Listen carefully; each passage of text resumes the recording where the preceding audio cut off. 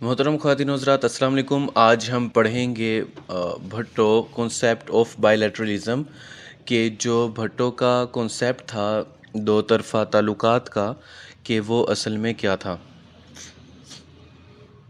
ہم امید کرتے ہیں کہ آپ کو ہماری یہ محنت پسند آتی ہوگی۔ پلانٹ ارتھ کی زبردست کہانی ہے اور اس میں موجود مختلف خطوں کی، ریجنز کی بھی دلچسپ یعنی انٹرسٹنگ کہانیاں ہیں، سٹوریز ہیں۔ اس لیے ہم نے ارتھ زمین کو مختلف حصوں میں تقسیم کیا ہے تاکہ آپ اس کو اچھے طریقے سے اسٹڈی کر سکیں۔ ملک پاکستان ایشیا یعنی براعظم ایشیا میں موجود ایک ملک ہے۔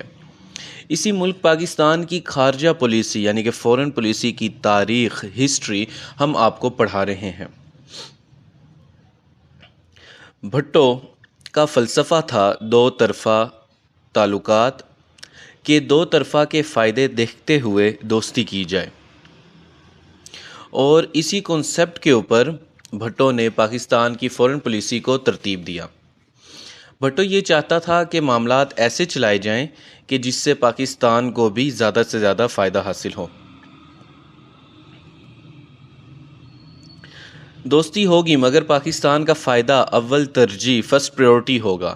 ہم دوسروں کے فائدے کے لیے کام کریں گے مگر اپنا فائدہ نہیں چھوڑیں گے۔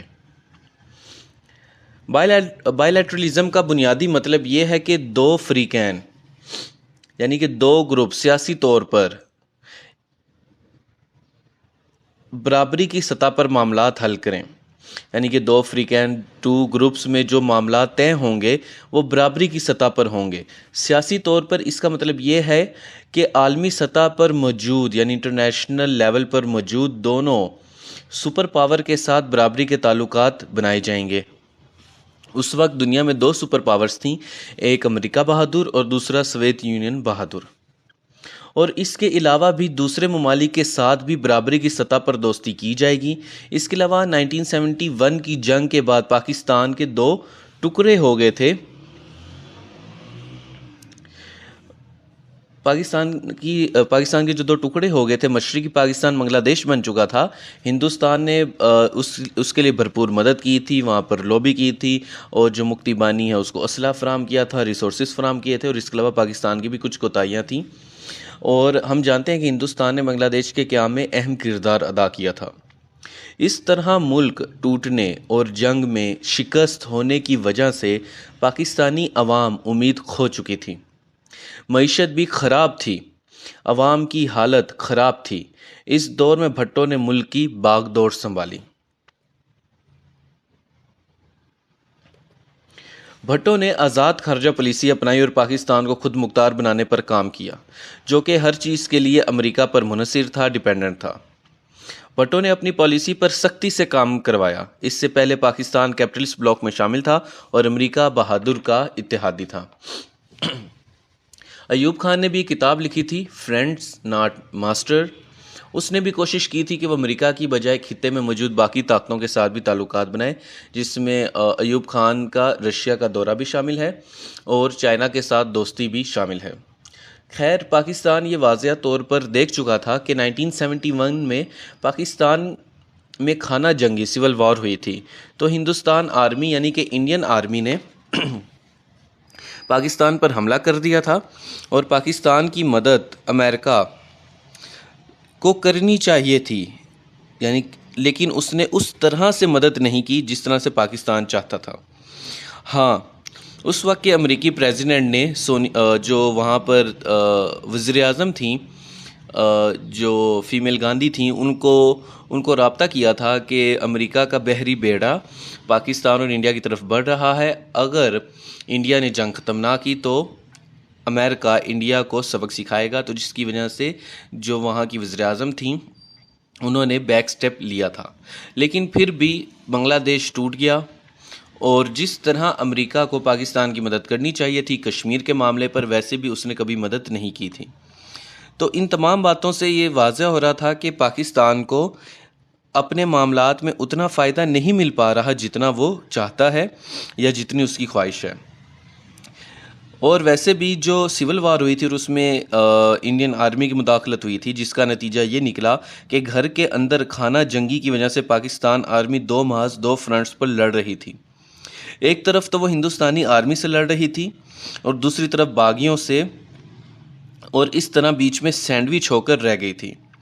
اس واقعے کے بعد پاکستانی سیاستدانوں نے سوچنا شروع کر دیا کہ کیا ہمیں امریکہ کی ضرورت ہے بھی کہ نہیں، جس سے دو طرفہ تعلقات یعنی برابری کے تعلقات بائی لیٹرلزم کا آغاز ہوا۔ پاکستان نے 1947 اور پھر واضح طور پر 1948 میں امریکہ بہادر سے اس لیے دوستی کی تھی کہ وہ ہندوستان سے خود کو بچا سکے، اور اگر دو بڑی طاقتوں یعنی سوویت یونین اور امریکہ میں سے ایک کا وہ دوست ہوگا تو پاکستان کو فائدہ ہوگا۔ ہندوستان میں سیکولر سوشلسٹ نظام موجود تھا، یعنی کہ وہ بطور سیکولر ریاست سامنے آئے، اور جو ان کا پولیٹیکل اور اکنامک سسٹم تھا، میجورٹی اکنامک سسٹم تھا، وہ سوشلسٹ تھا۔ تو ہندوستان ایک سیکولر سوشلسٹ ریاست کے طور پر وجود میں آیا تو پاکستان کو کیپٹلسٹ بلاک میں جانا یعنی امریکہ بہادر کی طرف جانا مناسب لگا۔ اس کے بعد اب بھٹو نے یہ محسوس کر لیا تھا کہ اب وقت آ گیا ہے کہ دو طرفہ تعلقات یعنی بائی لیٹرلزم کی بنیاد کے اوپر پوری دنیا سے فائدہ لیا جائے اور اپنے معاملات درست کیے جائیں۔ اس طرح خارجہ پالیسی کا مقصد یہ تھا کہ ہم بغیر کسی عالمی دباؤ کے میں آئے بغیر اپنے معاملات چلائیں اور اپنی مرضی سے جس کے ساتھ چاہیں تعلقات بنائیں اور جس کے ساتھ چاہیں تعلقات خراب کریں۔ بھٹو نے قوم کو جذبہ دینے کی بھی پوری کوشش کی۔ بھٹو نے ہر طرح سے قوم کو موٹیویٹ کیا، جذبہ فراہم کیا، ہمت فراہم کی، تاکہ پوری قوم اکٹھی ہو کر محنت کرے اور آگے بڑھے۔ 1971 کے سہنے کے بعد بھٹو نے پاکستان کی خارجہ پالیسی بدل دی اور پاکستان کے ذاتی مفاد کے مطابق معاملات چلانے کا اعلان کیا۔ سیاسی دباؤ اور تنقید کرٹیسزم کے باوجود بھٹو نے بطور وزیر اعظم اور وزیر خارجہ یعنی کہ بطور prime minister and foreign minister کام کیا۔ بھٹو نے کہا کہ بائی لیٹرلزم سے کسی کو کوئی پریشانی یا حیرانی نہیں ہونی چاہیے۔ اس نے اپنے مقالے یعنی آرٹیکل میں مضمون میں ایسے میں لکھا کہ اگر ہم اپنے فائدے کے لیے کام کرنا چاہتے ہیں تو کسی کو بھی وضاحت دینے کی ضرورت نہیں ہے۔ بھٹو نے یہ آرٹیکل ایک نیوز پیپر میں پبلش کروایا تھا۔ عالمی ماحول کے حساب سے بھی بھٹو نے دو طرفہ تعلقات کو استوار کرنے یعنی قائم کرنے کو بہتر سمجھا، تاکہ پوری دنیا سے تعلقات قائم کر کے معاملات چلائے جا سکیں اور ہر ایک سے فائدہ حاصل کیا جا سکے۔ بھٹو ایک ذہین اور چالاک انسان تھا۔ بنگلہ دیش کے قیام کے بعد اس نے بھارت انڈیا کے متعلق ایک نئی خارجہ پالیسی بنائی۔ اس نے یہ طے کیا کہ اب ہندوستان اور پاکستان اپنے معاملات خود طے کریں گے اور کسی تیسرے فریق کو شامل نہیں کریں گے۔ ہندوستان کی وزیر اعظم اندرا گاندھی کے ساتھ شملہ معاہدہ کیا، جو کہ ہم آپ کو پڑھا چکے ہیں۔ اس نے مسئلہ کشمیر کو نظر انداز کیا اور اگنور کیا اور ایسا رویہ رکھا جیسے بنگلہ دیش کبھی پاکستان کا حصہ ہی نہیں تھا۔ بھٹو کی خارجہ پالیسی کا تنقیدی جائزہ یعنی کہ انالیٹیکل انالیسس یا کریٹیکل انالیسس لیتے ہوئے ایک صاحب لکھتے ہیں کہ بھٹو اور اندرا گاندھی اکٹھے آکسفورڈ میں پڑھتے تھے۔ دونوں نے ذاتی سطح پر معاملات طے کر لیے تھے، جبکہ بھٹو نے پاکستانی عوام کے جذبات کے اوپر توجہ نہ دی تھی۔ اس سے پہلے یعنی بھٹو کے دور سے پہلے ایوب خان کے دور میں مسئلہ کشمیر ہمیشہ اٹھایا جاتا رہا۔ پاکستان نے کشمیر کے لیے دو جنگیں لڑی تھیں، 1948 کی جنگ اور پھر 1965 کی جنگ، اور 1965 کی جنگ سے پہلے بھی آپریشن جبرالٹر اور گرینڈ سلیم کیا گیا تھا، اور یہی دو آپریشن 1965 کی جنگ کی وجہ بنے تھے۔ مگر بھٹو دور میں کشمیر کا مسئلہ خاموش سا ہو گیا اور دونوں ملکوں نے یہ طے کر لیا کہ اب ہم اس کو انٹرنیشنلی نہیں بلکہ نیشنلی حل کریں گے اور بائی لیٹرلزم کی مدد سے حل کریں گے۔ بھٹو نے دو طرفہ تعلقات کی پالیسی کے تحت پاکستان کی خارجہ پالیسی کو ایکسپینڈ کیا۔ بھٹو نے دنیا میں ہر طرح کے ملکوں سے رابطے کرنے کی کوشش کی، تیسری دنیا تھرڈ ورلڈ کنٹری اور مسلم دنیا مسلم ورلڈ سے رابطے قائم کیے۔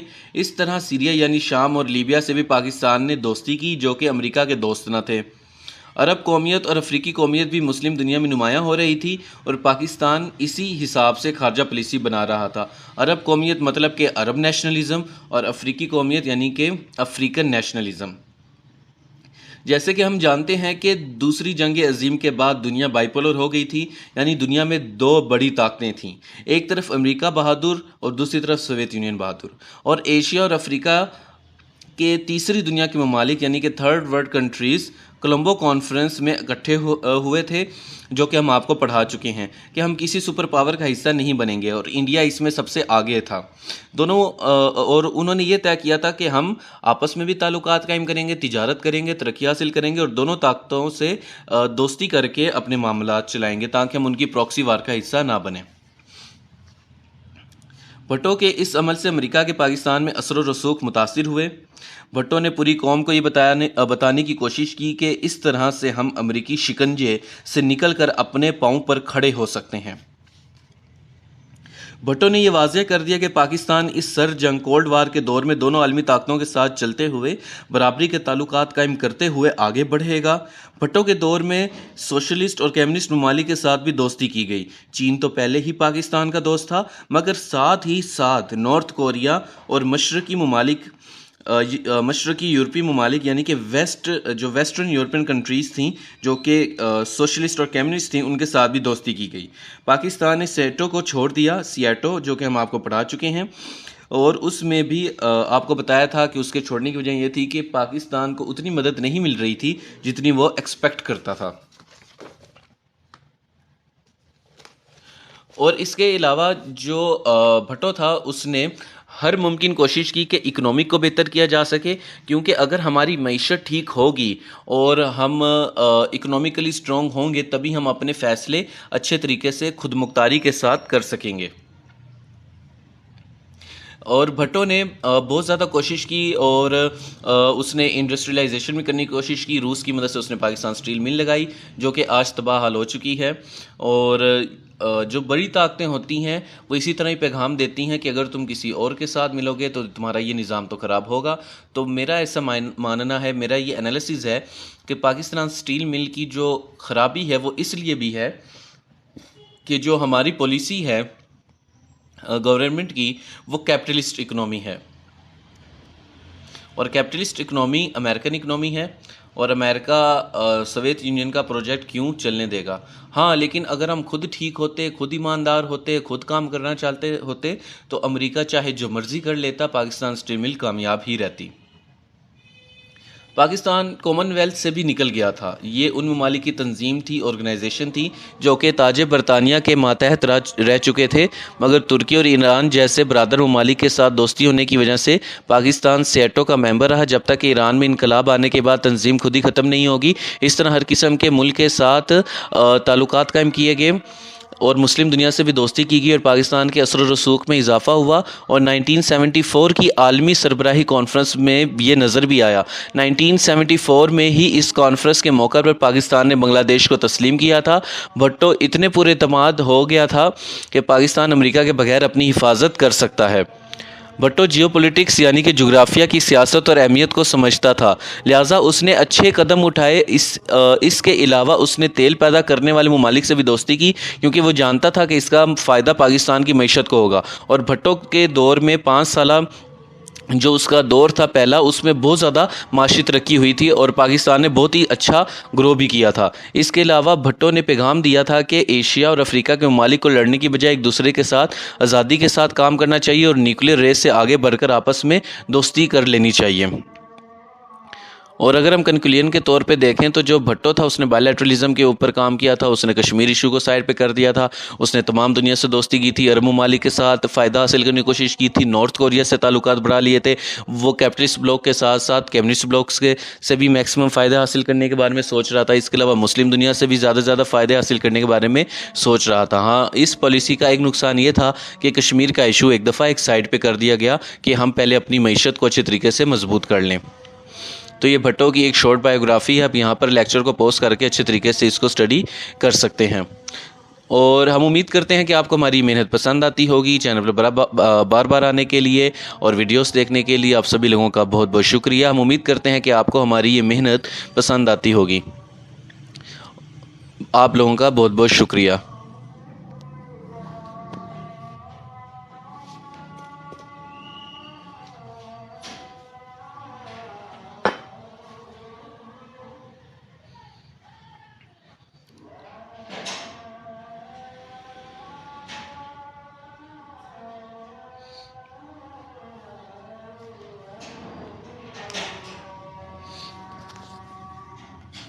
یہ بیچ میں اذان ہو رہی تھی، تو اس کے لیے میں معافی چاہتا ہوں کہ میں اذان کے دوران بھی لیکچر دیتا رہا اور رکا نہیں، اور کیونکہ صرف 2 یا 3 سلائڈز رہ گئی تھیں، تو مجھے لگا کہ میں تیزی سے بولوں گا تو لیکچر جلدی ختم ہو جائے گا، اور میں نے اس کو جلدی ختم کرنے کی کوشش بھی کی۔